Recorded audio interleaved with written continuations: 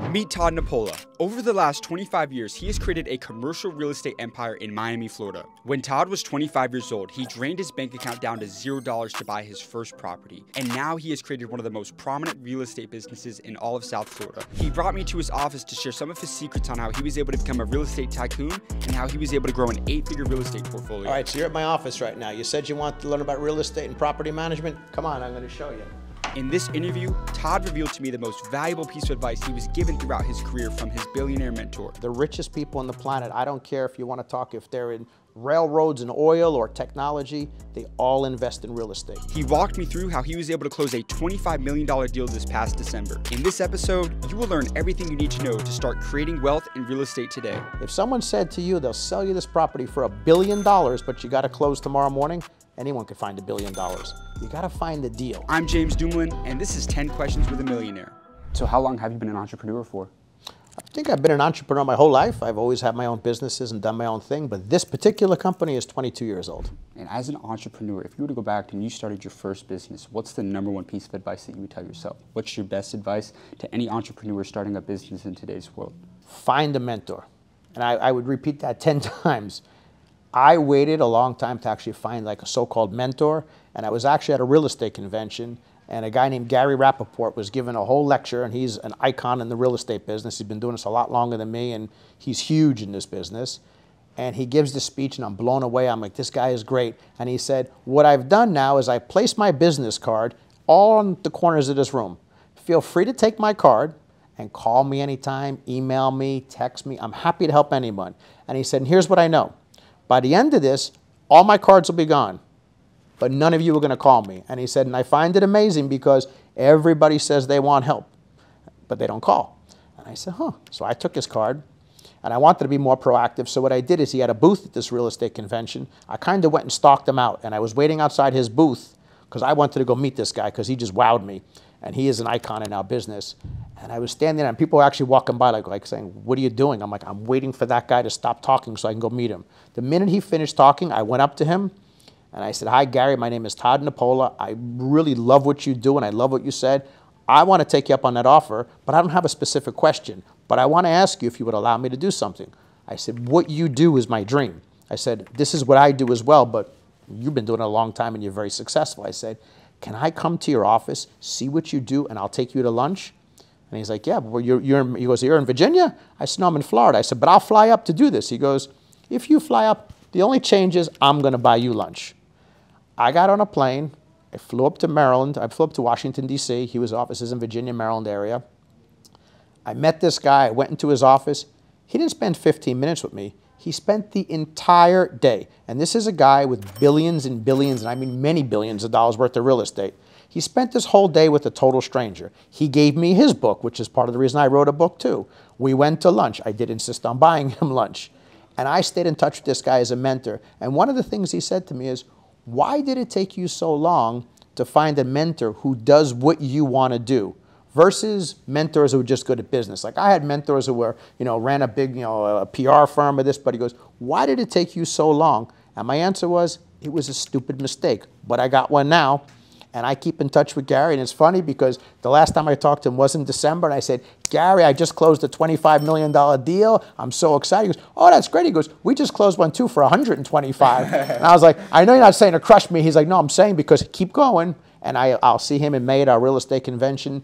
And what I learned from him is the more successful people are, the more they really want to see other people win. Your competition is not necessarily wanting to see you win, but the people who have really made it, just ask them for help. They will help you. You will be amazed at how much they'll help you. What was the best financial advice that you've ever received throughout your lifetime? I was very lucky because, as I told you earlier, I started washing cars and boats for very wealthy people. And what I found is the wealthier the people, the more they wanted to help me as a young kid. And maybe they saw a part of themselves in me and they wanted to give me that value. And what they were telling me back then, which is even more relevant today, is don't count other people's money. And so many people are looking at other people and they're seeing things that really aren't real. And they kind of know it's not real. And I specifically mean now you guys have social media. Back then it was, it was the cars and boats all over things. But a lot of this stuff isn't real. And people get so caught up in what other people have and keeping up with the Joneses, and they're buying things and spending money on things they really can't afford. And I don't want to say stay in your lane, but worry about yourself. Worry about if you're good. So much of what the young generation sees today all over the place, it's fake. And they know it's fake, but they see it and they think it's real and they're trying to keep up. And it's the young kids like you taking people out for dinners that you really can't afford because you saw somebody else do it. It's just wrong. Stay in your own lane, worry about yourself, count your own money, and don't worry about what anybody else is doing. Just worry about yourself and it'll work out fine. You start comparing yourself to other people, there's always going to be someone richer, there's always going to be someone faking it more. It'll make you feel insecure because you're going to go right now. I could go with you on Instagram and show you 1,000 kids that look like they're doing great. And it could make you feel bad about yourself. Worry about yourself. Go at your own pace and it'll work out fine. And what was the biggest risk that you've ever taken throughout your business career? The biggest risk I ever took, which obviously I'm grateful I took, and I wasn't even scared to take it, was when I bought my first property. At the time, I was a stockbroker and I was doing very well. This was the 1990s, but I knew I wanted to invest in real estate because as a stockbroker, you get paid commissions, which means if there's no trade, there's no money. And that's great. And people say you make a lot of money, but if I wanted to go on vacation for a week, I made zero. It was commission-based.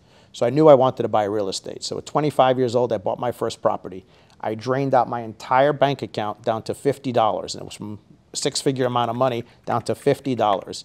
And I got to the closing table, a 25-year-old kid buying my first property, and this guy at the time seemed old. I guess he was my age at the time, but he was probably 45, 50-year-old lawyer. He said, "Why are you buying this property?" And I told him my plan for the property, and he kind of laughed, and he said, "You think this is that easy?" And then I went and told all my stockbroker friends, I took all my money and I bought a property, and they didn't just laugh at me, some of them. They literally bullied me, telling me how stupid I was to buy this property.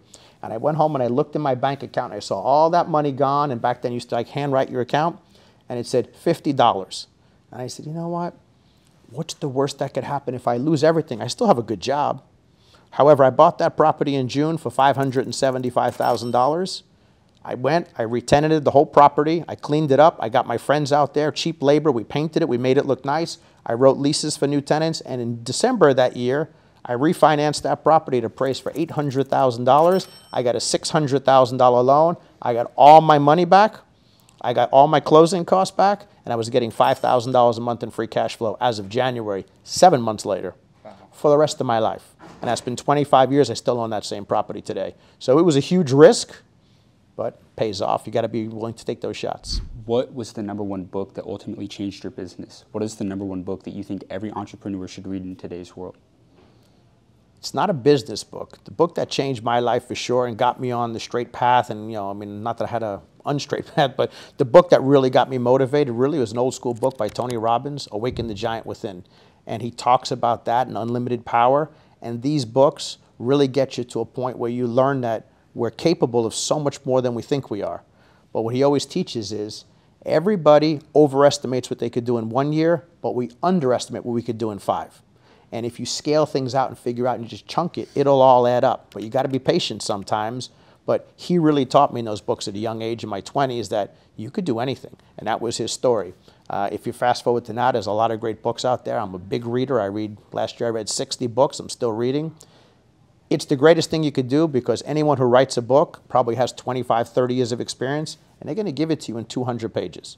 So even if you're a slow reader and you're going to read 1 book a month, you're going to get hundreds of years of experience in the course of 1 year from all these people. So if you want to be a doctor, read books written by doctors. You want to be a lawyer, by lawyers. You want to do real estate, read books by real estate guys. In fact, I'm going to give you my book. I wrote a book all about that, keeping it real on commercial real estate. And I tell you what, this is the perfect example I'm saying. I'm a guy now, I bought so much real estate in my days, I've done so much. The greatest thing I could do now is help and give back. So I wrote a book and I give all the proceeds to charity for this book, and I give the book away like crazy because I want other people to get involved. So I'm going to give you a copy of that book. I really appreciate that. I want to ask you, what would you say are the top 3 takeaways that everyone should get out of this book? What are the 3 biggest lessons that you think people should take away and learn from this book? The best 3 things you could get from that book is not how handsome I am on the cover.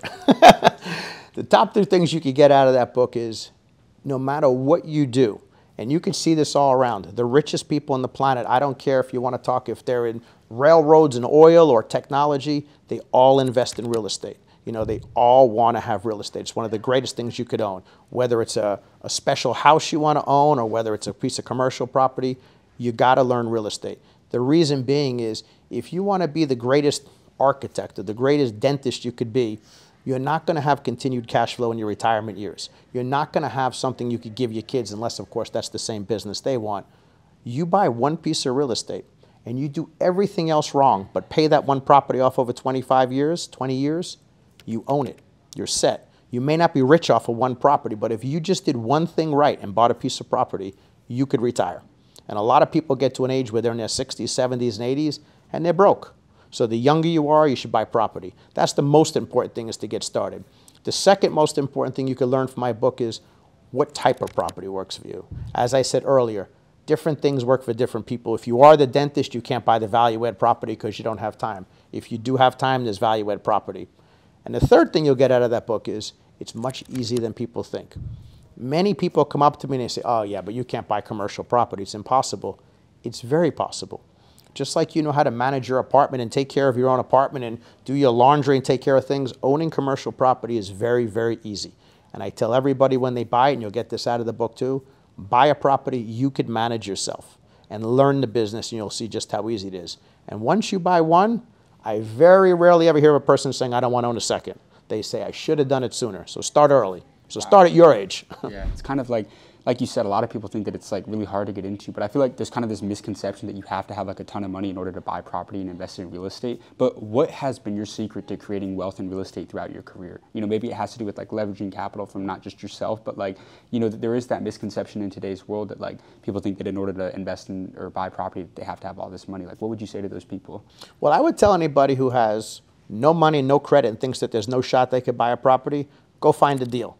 Because I tell this to young people all the time. We have a very big mall down the street from us here. It's called the Aventura Mall. And it's probably worth, if I guess, $3 billion. And I say to them, if someone said to you, they'll sell you this property for $1 billion, but you got to close tomorrow morning, anyone could find $1 billion. You got to find the deal. So if you're young and ambitious, go out and find properties that make sense. There's a line of people 100 miles long that want to invest in good deals, but they can't find them. So if you find a really good deal and you bring it to me or someone else or someone you know money, the money's easy. The deal is hard. So go out and find a deal. Right. And real estate's an extremely competitive industry. So what would you say is the biggest thing that you've implemented throughout your company to really stand out against the competition and be able to find those deals? What makes us unique is we do it all in-house. So there are a lot of companies that want to go out and buy properties, and specifically doing what we do and buying larger properties. The catch is they'll say, I'm buying a property, I'm going to buy one in Ohio, one in Arizona, one in New York. I don't feel you have an edge. Every property that we own is within 250, 300 miles from where we are right now, which means I could wake up in the morning, drive to my property, see what's going on, take care of what I have to, understand it, have lunch, and drive home, be home for dinner. Because I have that and I'm local to my properties, I understand the market. Now, everything we do in-house. My entire leasing team is here, my accounting team is here, my property management team is here. So we overlap one another, so this property knows what this property is doing and this manager knows what this manager is doing. When you have everything in-house, you have absolute control. We have a ton of tenants, so because they're all nearby each other, we have the ability to say from one tenant, say they have a nail salon and have a vacancy in another nail salon, I could ask them for referrals to how to rent that. So those synergies go a long way. Wow. What was the biggest deal that you've ever closed in commercial real estate? The biggest deal I ever did was actually this past December. We bought a property that had never been on the market. The same kind of example of what I do. A father and son built it 50 years ago, and they built it over 10 years, so 40 to 50 years, so over a 10-year span. They built 165,000 square feet of shopping centers, and unfortunately the grandfather then passed, the father passed, and it went down to the heirs. And like a lot of things, as it dilutes to multiple people, it got challenging. So we bought that property in December for $25 million. Wow. And I wanted to ask you, like, what is your best investment advice to everyone out there? So let's say someone's in their career, they're finally starting to save money, put it to the side, they're looking to maybe get into the market, buy some property. What are those indicators that you look for in a market that tells you now's the time to buy, you need to buy this property? What's the secret to investing in real estate? You got to go against the grain. So like I said to you earlier before, like everybody's afraid of office product. I don't buy office because at this stage in the game, I'm really good at retail and industrial product. But everybody's afraid of office. Nobody wants to buy it. When I buy a lot of retail, you probably heard the expression, retail is dead. No one's going to shop. They're only going to buy on Amazon. Well, that proved incorrect. But if you follow the momentum, the herd mentality, everyone's saying, well, now you need to buy multifamily, you need to buy a house. That's probably the wrong way to go. So when people are really scared to make decisions, that's when you got to be aggressive. And when they're very aggressively buying everything, you better get scared. So you'll see that play out over time. So find what you like, and it's always the right time to buy what you like if it's a good deal. But don't follow the herd mentality. Stick to what it is you like, and over time it'll do just fine. What is the biggest mindset change that is needed in order to become a multimillionaire? I believe anyone could be a multimillionaire. You just got to believe you want to be a millionaire, and you got to know why you want to be a millionaire. If you want to be a millionaire because you saw something on Instagram or something like that, and you think people have a fancy car and they're millionaires, they may not be. If you want to be a millionaire because you want financial freedom, you will find a way to do it. You got to believe it. And I really believe you could kind of talk things right into the universe and get them back. But you got to have the right why. If you don't know your why, it won't happen. If your why is, I want a fancy car and fancy dinners, it won't happen. If your why is, I want to make sure I could send my kids to college one day, I could take care of my parents if need be, and I want to go to sleep every night knowing I'm not worried about next month's bills, you could get it done. If your bank account hit zero tomorrow, right, you went broke tomorrow, what would be the first step that you would take to build your empire back and become financially free again?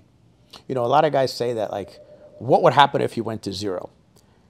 If your bank account goes to zero, you have built up so much knowledge and so many contacts, it does get a lot easier, which is why you hear about the guy who has $1 billion company, like the guy I said who owns this office building, we're making another $1 billion. That second $1 billion doesn't change his life one bit. He doesn't change in any way. So at this point, if I lost everything, the skill sets that I've learned, forgetting about the hundreds and hundreds and hundreds of books I've read, the contacts I have with banks, my reputation of what I am and what I stand for, I know I could build it all back up in no time. And you think you would get back into real estate if you had to start over? 100,000%. It's what I love. And people sometimes say this to me too. They're like, oh, well, you have spaces. Why don't you open a restaurant? Why don't you take a vacancy and open this? Why? That's not what I do. I don't have passion for that. I invest in real estate. I love real estate. I eat, breathe, and sleep real estate. So it's exactly what I would do again.